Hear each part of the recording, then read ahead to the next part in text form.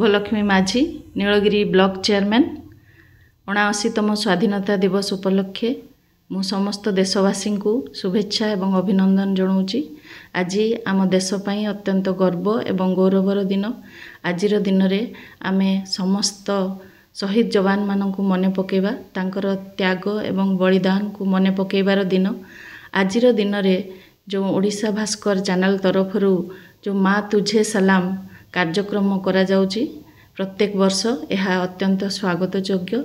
मु ए कार्यक्रम उत्तरोत्तर उन्नति कामना करुछि।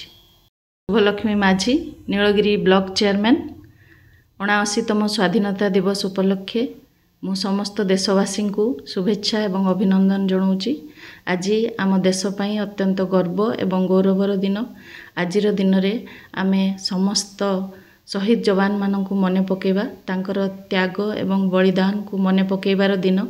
आजिर दिन रे जो ओडिशा भास्कर चैनल तरफ जो माँ तुझे सलाम कार्यक्रम करा जाउची, प्रत्येक वर्ष यह अत्यंत स्वागत योग्य।